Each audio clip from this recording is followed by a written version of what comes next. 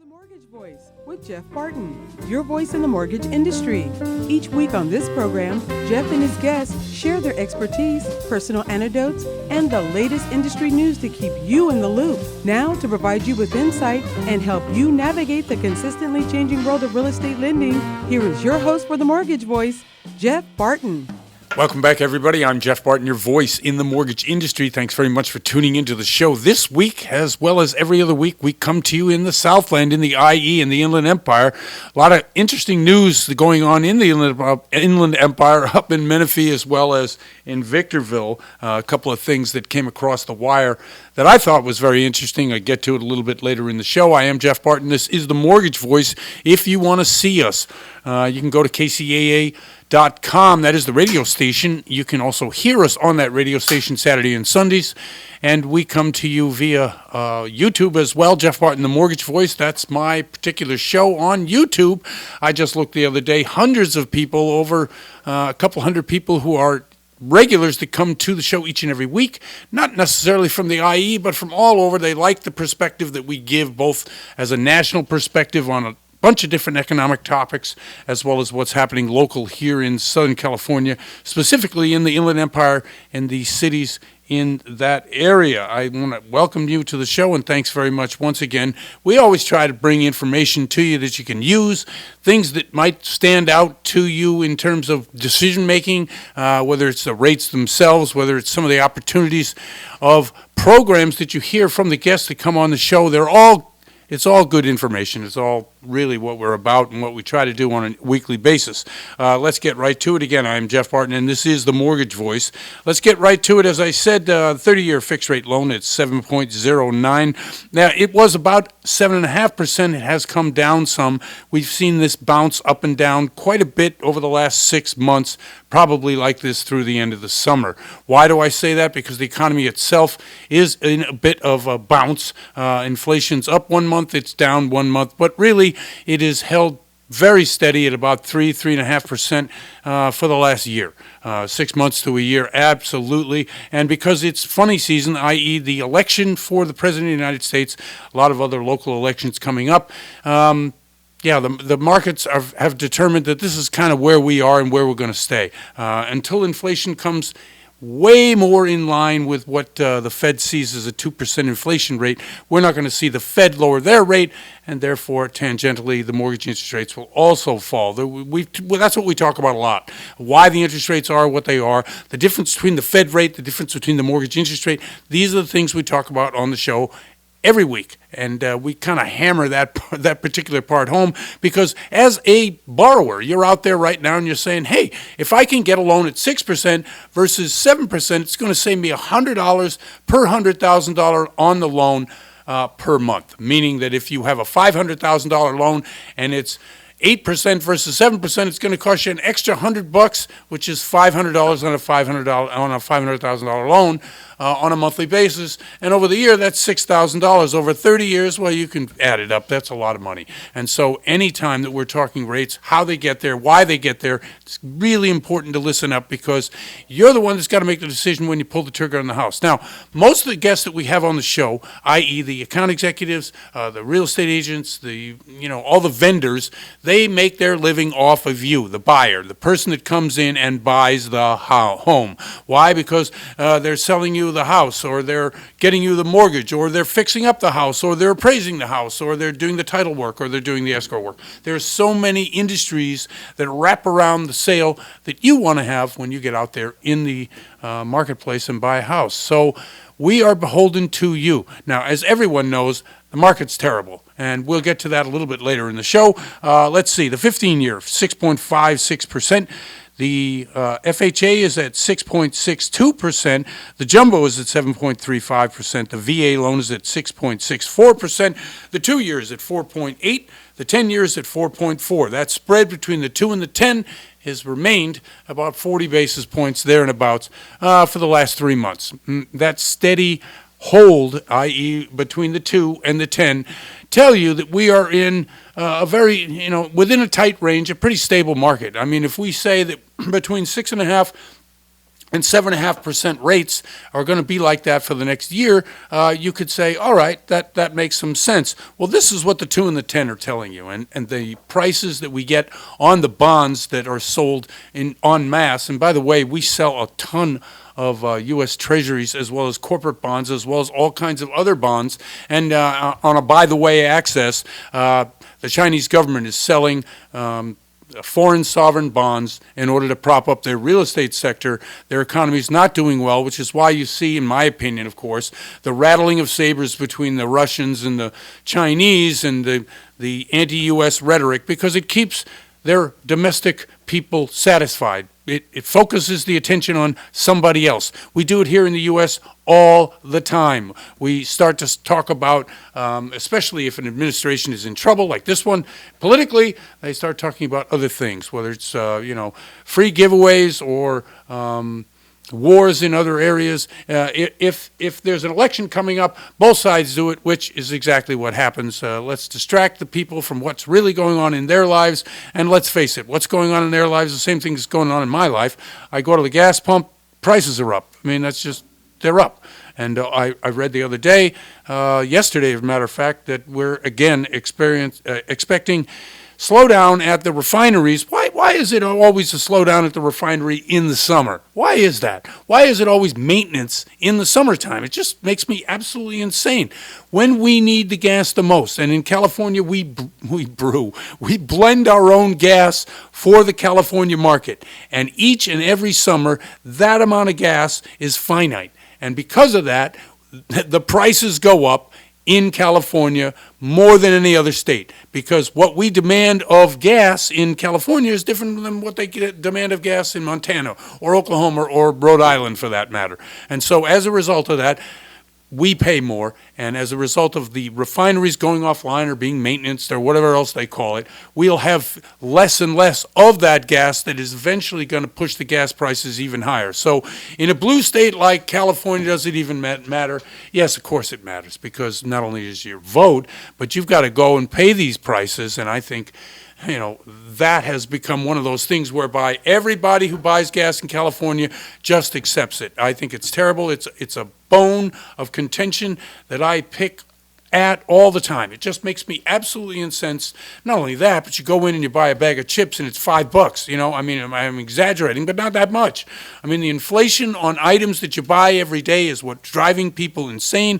It's why the Michigan Consumer Index is down again this month. People look at the economy and they read what they read. It's the same things I read, but then they go to the nuisance items that causes them consternation and I don't know what the word, aggravation, right? It aggravates me too. So I recently, yesterday, got back from a trip. I went to see my children. I have a couple of kids in New York City. Yes, don't go there if you want to save money or if you don't want to really see what inflation is doing in the major cities in the U.S. It's unbelievable and it's crazy. So out to dinner, 6 people. Guess what? $600. $600. Now, so I know some people out there going, that's what I pay for rent on a monthly. I know the one-bedroom rent in the U.S., which has been going up and did go up during the pandemic, actually has come back down quite a bit. The average is about $600 to $700 for a one-bedroom or a studio in most of the country. But in New York City, no, it's not like that at all. It's more like, I don't know, my brother was saying he could buy a studio apartment in New York City for between $400,000 and $600,000. You think about that for a second. The median price of homes in the Inland Empire is about $550,000. Okay, so if you're looking at a place to go, you could buy a house and a piece of land in one area of the country, which is still expensive at $550,000. You can go and buy a shoebox in New York City for the same amount of money. It drives me insane. I don't know why that is, but these are the everyday items. Shelter. You got to live somewhere, so either you're paying a lot in mortgages or you're paying a lot in rent. You still got to live somewhere. That's what irritates people. Food costs, we didn't even get into it, but they are astounding and out of this world in terms of when you go. I bought 3 items yesterday, $34, and it wasn't like I was buying the most incredibly outrageous items ever. I think it was a loaf of bread, I'm not going to exaggerate it, a half a pound of turkey, and one other item, $34. I looked at this person, I went, are you insane? who's going to pay for this? And of course, I live in the community that can't afford it, so I don't even think they look at the thing. But I'm cheap. I'm Yankee cheap. Grew up in New England. That's the way it was there. You look at every receipt. You make sure that everybody's, giving you what you're paying for, but $34. Anyway, these are the things that are on my mind, and I'm probably on your mind too. It is Jeff Barton. I am the Mortgage Voice, and we'll be right back. You're listening to The Mortgage Voice with Jeff Barton. We'll be right back with more in just a moment. For questions or comments, send emails to info@malibufunding.net. Now, back to The Mortgage Voice with your host, Jeff Barton. Welcome back, everybody. I'm Jeff Barton, your voice in the mortgage industry. Got fired up a little bit earlier in the show talking about inflation and the way things are, even for people who are in the place and position in their lives. I'm 70 years old, so I should be able to afford certain things, but the inflation is killing me. Anyway, Jeff Barton, the Mortgage Voice. If you want to see us, hear us, kca.com or the radio station, Saturday and Sunday, you can come to it. We're also on a number of different podcasts. Daryl, can you have a list of those, or do you? I sure do, Jeff. We're Perfect. on Apple Podcasts, Google Podcasts, Spotify, Spreaker, Stitcher, iHeartMedia, Odyssey, YouTube, podclips.io, and themortgagevoice.com. Thank you very much. Yes, podclips.io. I always plug them because I like them. They're nice people, and the people that I know that are invested in bringing to you great information on that podcast, podclips.io, is a central location where you can get a lot of different podcasts. I'm on that. I'm in the financial area. I have a friend of mine, Gary. Was Gary on the show? No, he's not on podclips.io. I don't think so. No. Oh, why not? He should be. He should be, exactly. Yeah. Anyway, Josh brings you a health show. Had some great guests on the other day.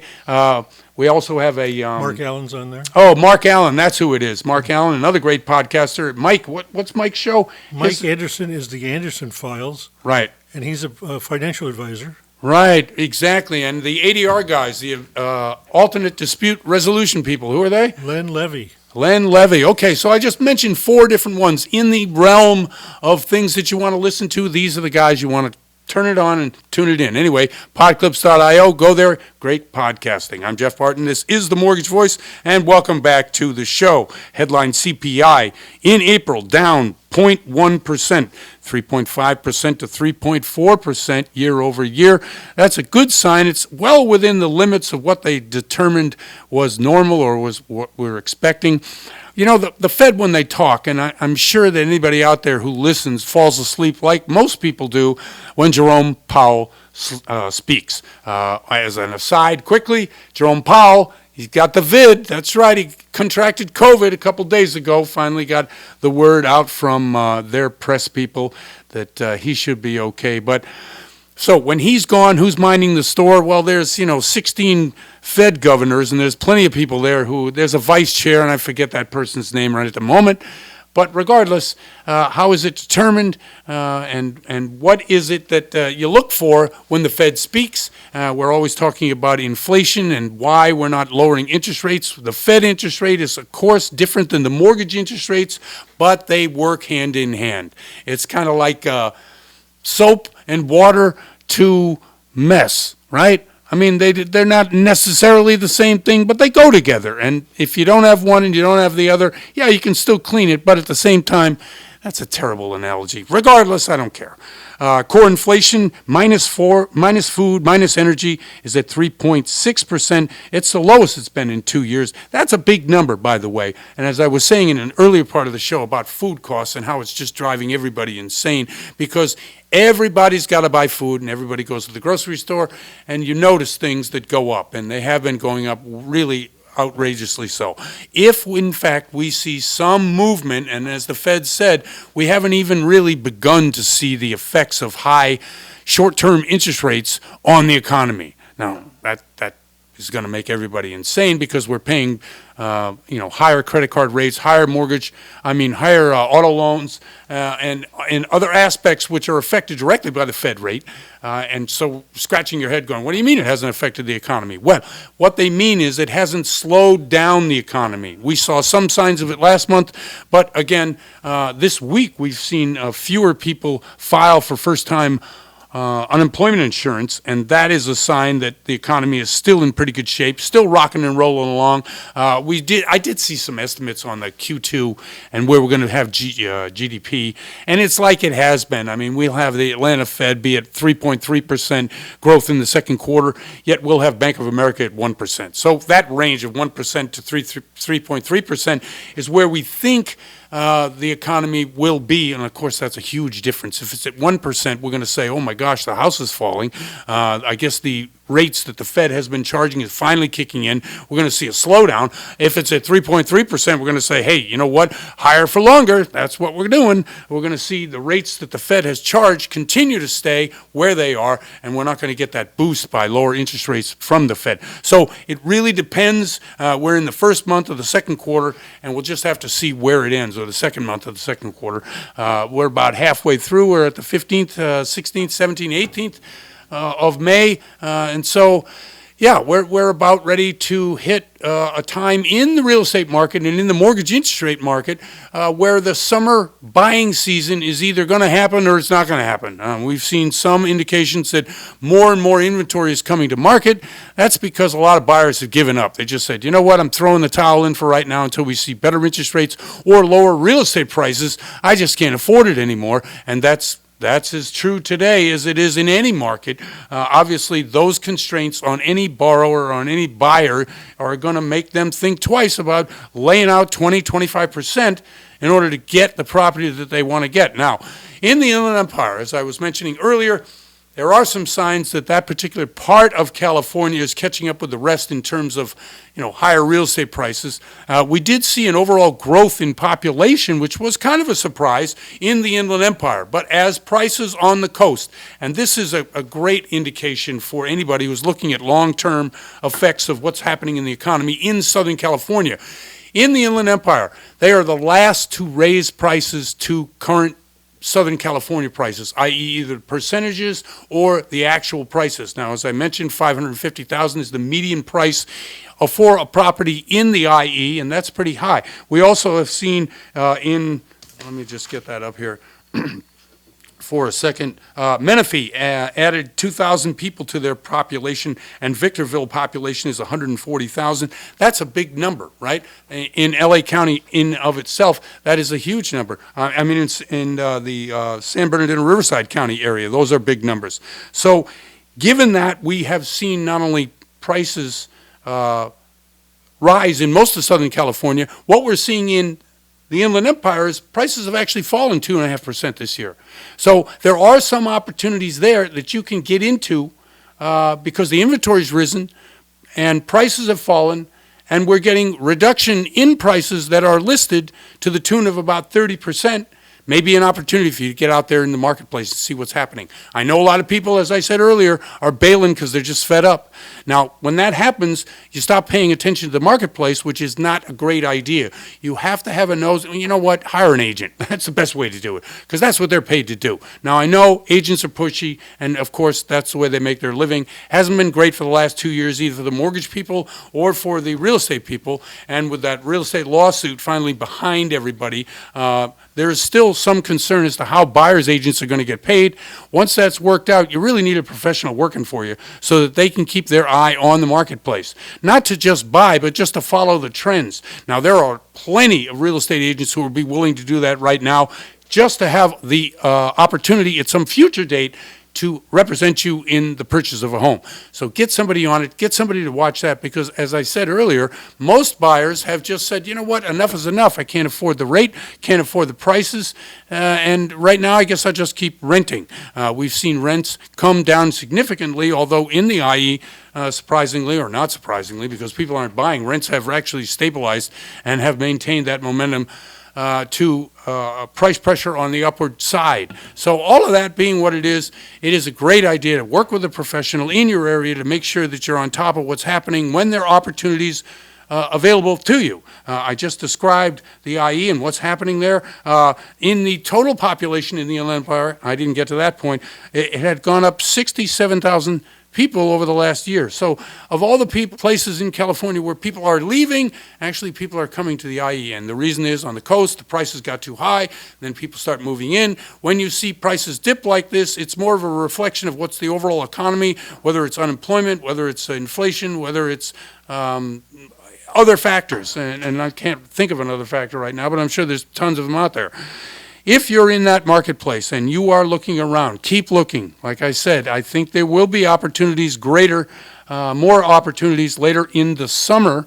I don't think right now at the beginning of the summer there are as many as there will be. We've seen, yes, population go up, but real estate prices come down.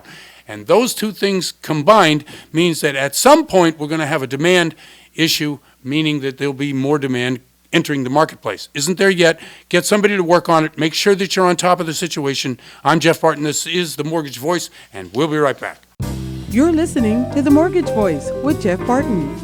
We'll be right back with more in just a moment. For questions or comments, send emails to info@malibufunding.net. Now, back to The Mortgage Voice with your host, Jeff Barton.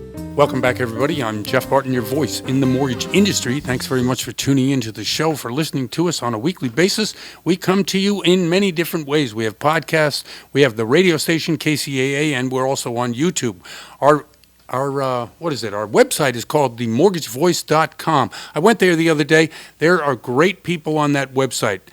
Guests that come on the show, we put on the website. Ways for you to get in touch with them, either by telephone or email, perhaps. And obviously, you can listen to their excerpts from the show. All of these things are available to you in many different formats.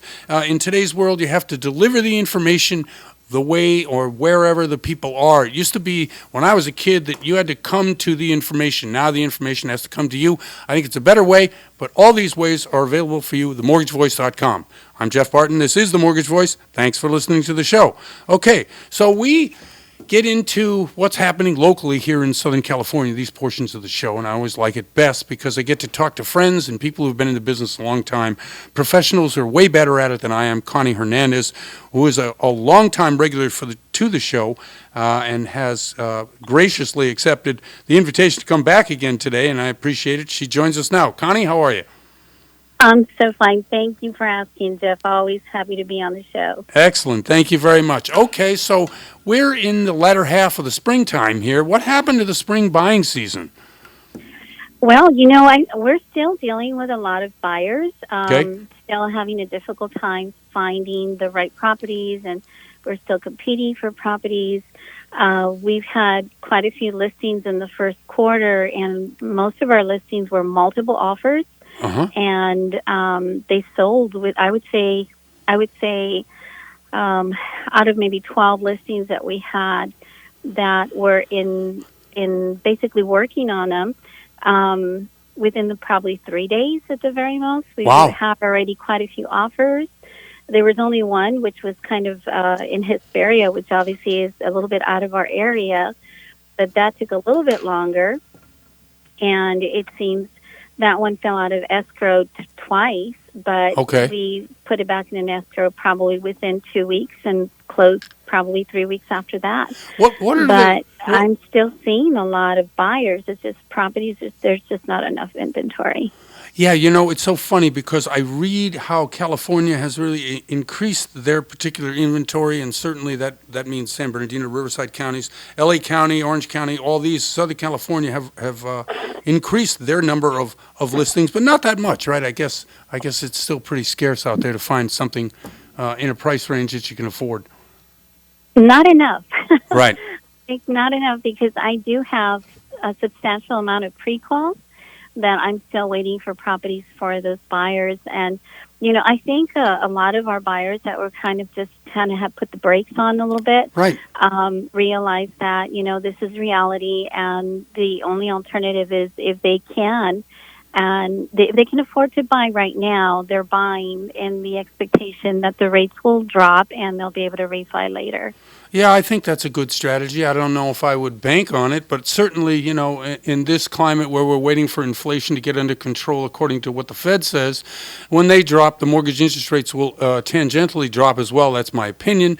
I'm watching the 2 and the 10, and they're still 40 basis points apart. So the mortgage world seems pretty set on between 6.75 and 7.25%, at least over the short term for the next 2 or 3 months.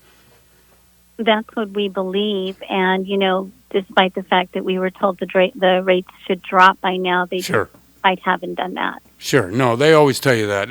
And then they charge you double. It's kind of like, Right. at the grocery store. No, when the supply chains come back, everything will get cheaper. Well, it didn't get cheaper. Has not. No, it never You're got right. cheaper. It just remains sky high. Buyers' concerns, what are they mainly? Is it just that they get tired of looking and they just give up, or what is it? I think that for the most part right now, what I'm seeing, at least in my area, the biggest concern is the insurance. Right. That's right. The down payments obviously are always, concerned, but we have plenty of DPA programs right now. Although I haven't really had to close too many of those, but Okay. right now insurance seems to be the challenge in certain areas. I mean, if you can get insurance, it can be pricey. Now, that's interesting that you say that, if you can. If you can't get insurance, you can't get a loan. Isn't that right? Well, if you can't get traditional insurance, there's always California Fair Plan, right? Okay. But even California Fair Plan has had its challenges in Right. wanting to actually insure properties, which I've always, 30 years of being in the business, California Fair Plan was, to me, the go-to if everything else failed, and Right. it was more like they had to help you. But they've actually had some situations where they've declined to insure properties. Right. Now, there has to be a legislative answer to this here in California, and I don't hear peep from anybody in Sacramento. And it just, it's like, it's the elephant in the room. Nobody wants to talk about it. If I can't insure my property, the property's worth nothing. And Absolutely. I have been in my property for 30 years, seen some great inflation there. I really appreciate the fact that I've got equity in it. But if I can't get insurance, there is no equity. There is no worth, because nobody's going to buy a house that they can't insure. And that really sets the market. No, we had one situation where we actually were able to get insurance after several attempts. And believe it or not, probably 2 days before closing, they sent a letter saying that they were not going to insure it after all. Oh, man. So we had to go with California Fair Plan on that one, even though the borrower obviously was not happy about that.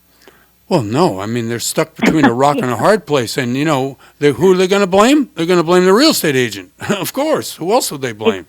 It's always the lender's fault. Yeah, or the lender. Right, exactly right. I mean, somehow you screwed it up, and you're like, wait a second, I don't do insurance.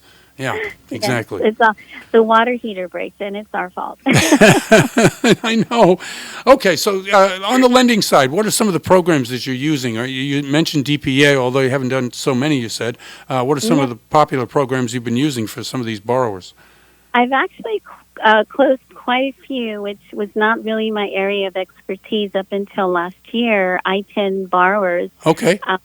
There's a really amazing program out there for the I-10 borrower as long as they're self-employed. Okay. They are actually offering like a 3.5% down program for an I-10 self-employed borrower.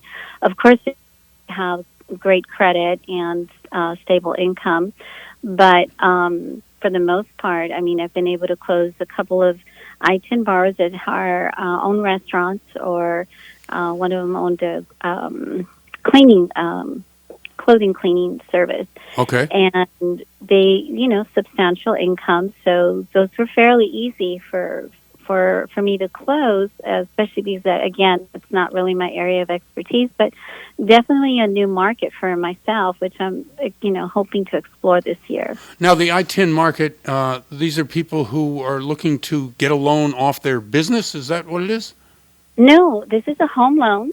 Okay. In the past, I kind of stayed away from that because they always required really large down payments, 30% down. And you had to have great credit, and you had to have great reserves, and your ratios were really low. But a lot of that has become a little bit more lenient, where the ratios are now more reasonable. You're talking about 43, 45 versus before they were in the highs, like 37, 36. Okay. So with that being said, I honestly, this is probably the first year I've ever seen an I-10 borrower, as long as they're self-employed, that could purchase with such a low down payment.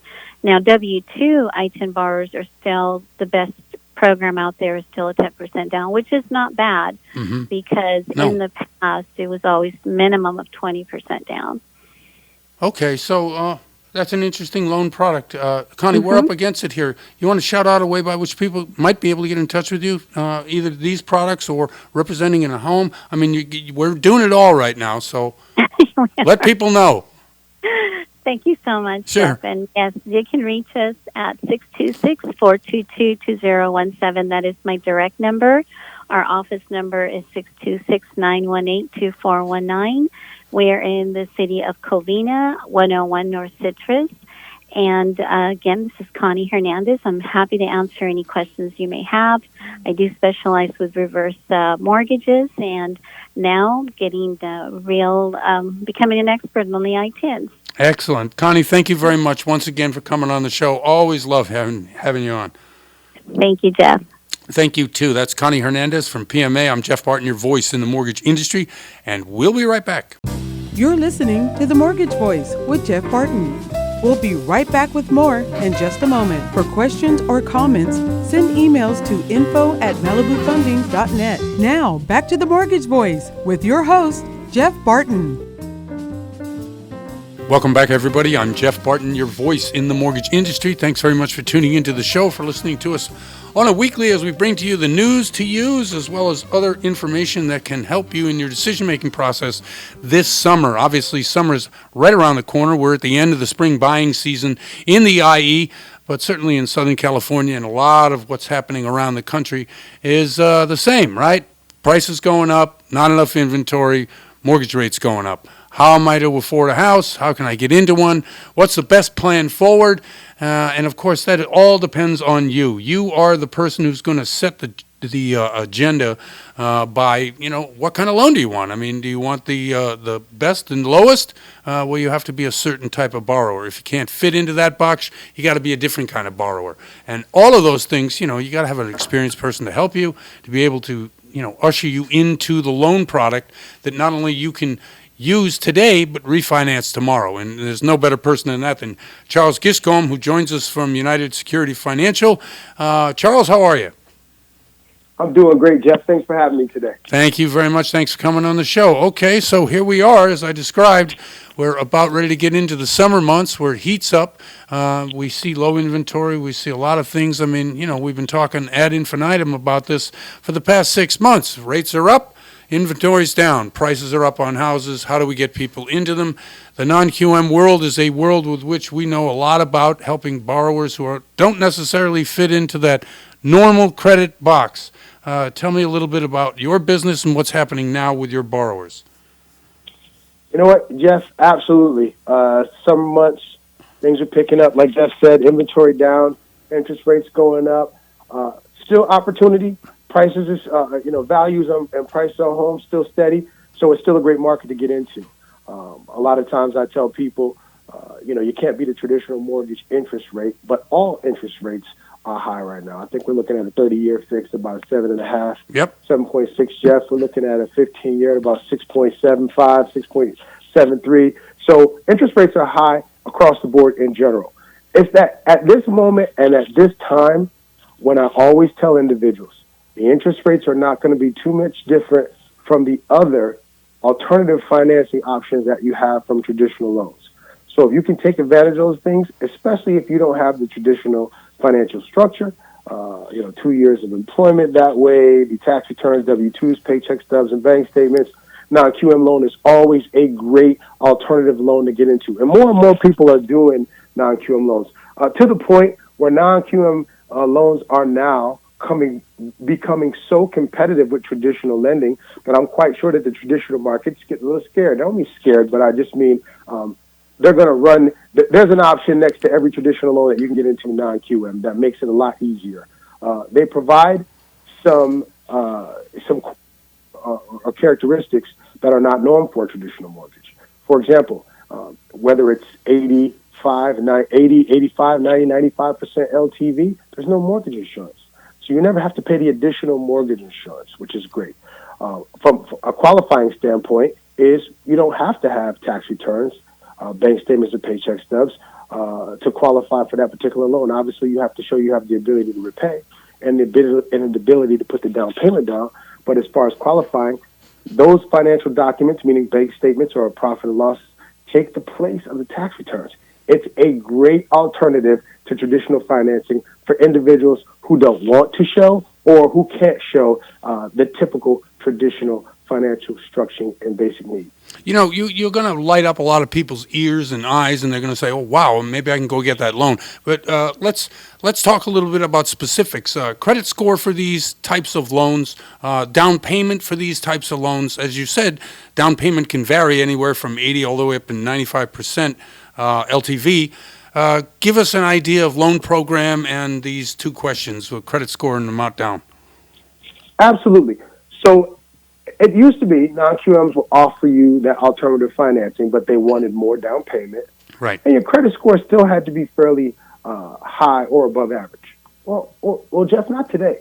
Actually, what's happening right now is that, you know, with a 620 credit score, 600 score, you can get into an 80% LTV, 85% LTV loan. Okay. But, Jeff, if your credit score is a 680 to a 720, you can put 5% down, almost like a traditional government loan now. And with your 12 months of bank statements can qualify for a 95% loan. There's some programs out there, and it's just because the private investors that are purchasing these loans are feeling more comfortable now because these are in the market and heavily looked at as truly alternative or competitive loans, especially for the particular market we're in right now. So you're looking at a 600 to 620 credit score can still get you in. Obviously, the higher the credit score, the better tier you're in, which opens up the better rates for you. But you still can get into that particular loan and get that done. And as far as down payments is concerned, you can go from anywhere from 20% down, Jeff, all the way up to 5% down with better credit. Okay, now these loans are traditional 30 years. Are they amortized less than that with a balloon at the end? How does that work too? Well, yeah, they actually take on the form of a traditional mortgage. There's 30-year fixed loans. All right, you can also do some interest only in that in some of these programs, but mostly it's going to be just like your traditional loans, a 30-year fixed. Some of them have arms. The beautiful thing about this loan is actually when the interest rates are higher on these loans because you're providing less documentation, they also have the ability to flex and give you a 40-year term as opposed to a 30-year term to offset the higher interest rates that are going to come along with this type of loan.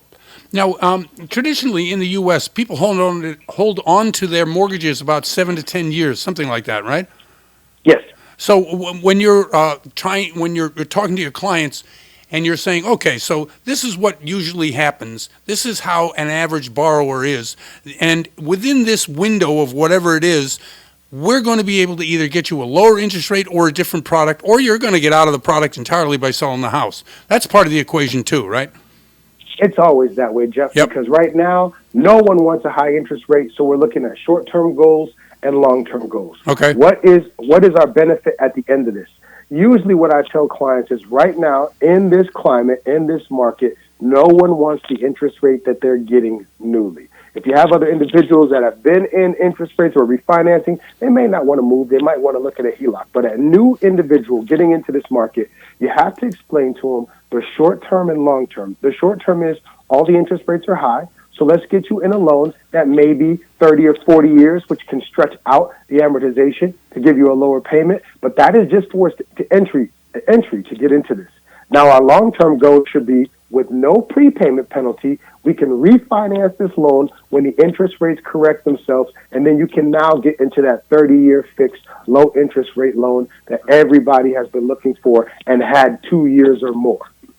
Right. No, I follow that, and I like that. Insurance, there have been a lot of talk here in Southern California, maybe out where you're currently residing or where you're doing business. I know you do a lot on the East Coast, whether it's Florida, North Carolina. There's a lot of hurricanes there. There's a lot of fires and earthquakes out here. Insurance companies are dropping a lot of people. How are you dealing with that, and have you had any problems with that? You know what? I haven't had, but people in California and Florida,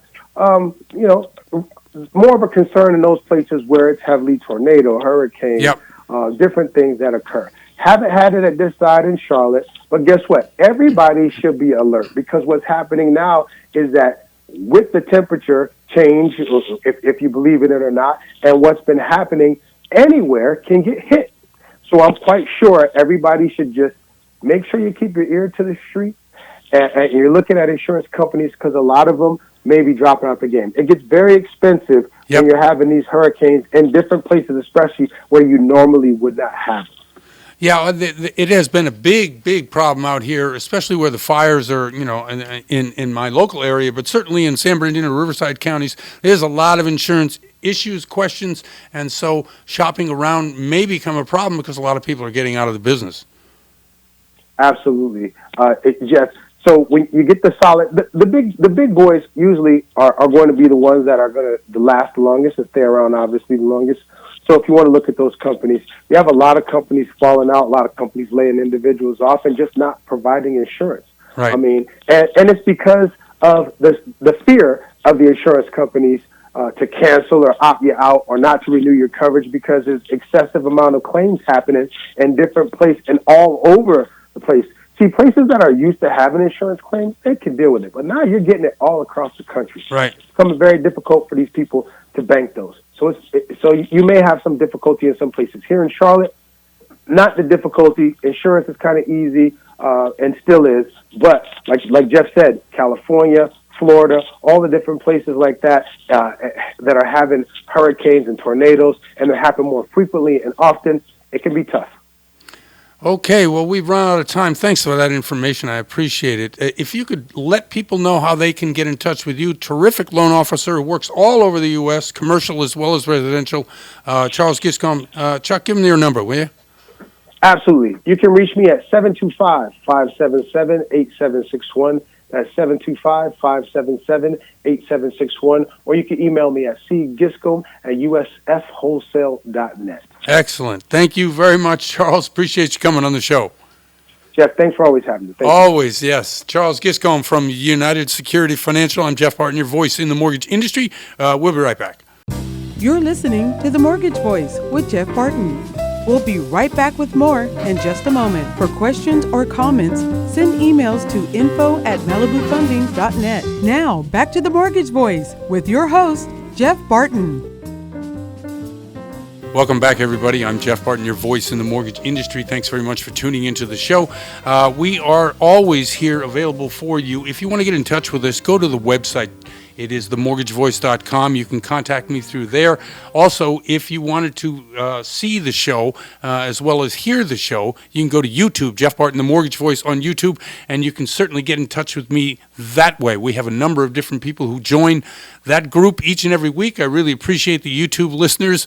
You know, it's funny in this segmented market where we get audience from all kinds of different places, whether it's traditional radio, driving around in your car or listening at home, or whether it's online, or whether it's, by listening to podcast radio. It's just really interesting stuff. And because I'm new to it, I was in line the other day and I was fiddling with technology, which is difficult for people who are my age. It just is. I mean, it is and it isn't, right? But I prefer picking up the telephone, talking to someone, and having it taken care of. That's the old way. That was the technology of my era.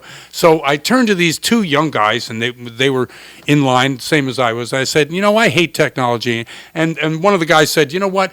I like technology because we grew up with it. And isn't that the truth? I mean, there will be some new thing that happens after they've reached their maturity level, which is, for a guy, I have no idea, but for most people, it's 25 to 30 years old. But there will be something new that they will find difficult to adapt to. And I think adapting to the real estate market or adapting to what's happening in the mortgage market is really about acceptance. It's like, this is it, this is where we are, and this is what I got to do to get into the game. Whether you think shelter is too high priced, whether you think home prices or rental prices are too high priced, it is really about You need these things. You got to get into the game. You got to accept what it is and try to work the best you can. Now, if you're on a limited budget, I get it. I've worked 2 jobs in my lifetime as well. I'm still working adult at my age at 70 years old. So if if you think that the people giving you advice, at least on this show, don't know what you're going through or how you can afford things, we really do. And I think that's one of the bases by which we try to provide information so that you can make the best decisions possible when you're buying or selling real estate. I mean, whether it's in your mortgage or whether it's in the real estate, whether it's in the people you work with, or whether it's in the amount of money you got to put down on the house. All of this is information we deal with, either with the guests we bring on or the different segments that I bring to the show from the information that I gather over a vast amount of years in the business, as well as what's happening today, whether it's somebody that said something that might affect mortgage interest rates, i.e. Jerome Powell said something, i.e. some Fed board governor, or some disaster that happens, a big fire, a big earthquake, a big flood. All of these things affect decisions that you make, and being able to discuss them openly. For instance, we talked about the insurance earlier on the show. We talked about the availability of housing earlier in the show. We talked about how the Inland Empire, how San Bernardino and Riverside counties are growing in population, but it's perhaps not, reflected in the way the home prices are going out, because we've seen home prices out there go down about 2.5% in the first quarter of this year. Okay, let's get to some news to use in this particular section. We have about a few minutes left in the show. I talked a little about the headline CPI. I think that's interesting. I put down here, is it corporate greed or is it not corporate greed? And I've talked about it on the show. I think it's corporate greed, a lot of it. I did see 2 different specials on TV, both purporting to be the truth. And this is the problem with the way media is delivered today. It really depends on where you watch it, who you watch, and how you get that information. I get my information primarily through reading it, and I read it through a number of different websites, which of course has their own manipulation process. But if you are a video watcher, whether you watch it on YouTube, whether you watch it on regular television, or whether you watch it on your laptop or your desktop computers. And traditional newspapers, I don't know, there's very few people who are younger than me that even know what a newspaper is, let alone read one on a daily basis. My wife reads the New York Times. I read the LA Times. There's things like that. So however you get your information is going to slant how you see a particular thing. So in this particular aspect of, okay, is it corporate greed causing inflation, or is it just the natural course of events because we flooded the market with money? I think it's a combination, although at this point, after all this time and after the actual federal money had stopped being given out 2 years ago almost, I think right now the one program I saw was a special that talked about, no, this is how we're going to prove it's not corporate greed, it's just the natural flow of events after an event like what we had in COVID. Then I saw another program on a different channel in a different way that it was delivered to me. It is corporate greed, and here's why. So as I said, in many things that we talk about on this show, we try to give an analysis based on some of the information. Now, the information is limited. I can't be everywhere all at once. I did love that movie. What was the name of that movie? Everything, Everywhere, All at Once? It was great. Won the Academy Award 2 years ago. It was about how the different choices you make in your life can affect exactly where you are in your particular universe or your particular world, right? So if you buy that house today, in 20 years, how has it affected your life? If you don't buy that house today, in 20 years, how has it affected your life?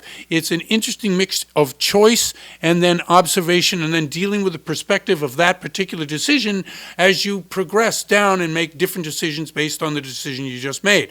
So my opinion is housing is gold. If you're in the market, now we're going to see a recession at some point. We're going to see house values depress at some point. 2008, after that crash in the mortgage industry that almost wrecked the entire world economy, house prices in the Inland Empire, we all know what happened. It went down 75% in some areas. 75%. It took till 2012, 2013 to those houses to be back out from underwater. Underwater meaning you owe more than the house is worth. Well, where are you now if you held on? You're looking at that decision to hold on rather than sell, or hold on rather than give back to the bank. That's a pretty good decision. You're almost paid off your house, probably. You're probably at least 20, 25 years into it. and now you're looking at retirement and a paid-off house, and increase in the value of that house probably 100%, maybe even more. So that decision is actually a pretty good decision. But we did see that happen in 2008. We will probably see something similar, maybe not down 60, 75%, but certainly down 25, 30%. But again, real estate is the number one way by which most people make money or pass on a legacy. I remember when I was a kid. Now again, this is the get off my lawn guy talking, but so when I was a kid, our house cost $5,000, and at that time, and I don't know why I was interested in that time, maybe because my mom was a real estate agent. However, at that time, if you bought a house, you could almost guarantee that it would be worth less when you sold it or you got rid of it 25, 30 years later. It was just the way it was. It wasn't the demand and the house price and the economics and everything that's happening since that time. Today, of course, if you hold on to a house for 25, 30 years, you can guarantee that those houses, go to the matrix, you can see them anywhere. Just dial up house prices or in Southern California last 30 years, and you'll see the graph, and it'll show you the dips and the doodles, but it'll show a steady increase in value, and that increase in value is security in the bank. Now, as we talked about in this show, and we've talked about it recently because it's more of a recent phenomenon than a historical phenomenon, insurance is a big deal. That has to get solved. If you are of a mind or politically inclined, I'd contact the people who make those kind of decisions, whether it's locally, nationally, or in the State House. These are the people that have to solve this problem of insurance, whether it's California Fair Plan, which is the fire insurance that you get if you can't get regular fire insurance. But as our guest was saying earlier in the show, even the California Fair Plan is reducing the number of people on its rolls. I don't know what those people are doing in terms of fire insurance, because if you can't get fire insurance, your house is worth nothing. These are always concerns, but getting involved is the way to get the legislature on board. It's the homeowners here in California that really are the backbone of what we have. It's the stability in the state. It's the stability in the yearly in tax that we pay for property tax, whether it's in the county or the local municipalities. All of these people are really dependent on that value. Well, if you don't have insurance, you don't pay anything because your house is worth nothing. So get on it, call your locals, and let them know. I'm Jeff Barton, your voice in the mortgage industry. Appreciate you listening to the show, and we'll see you next time. You're listening to The Mortgage Voice with Jeff Barton. For more on today's topic, visit www.malibufunding.net.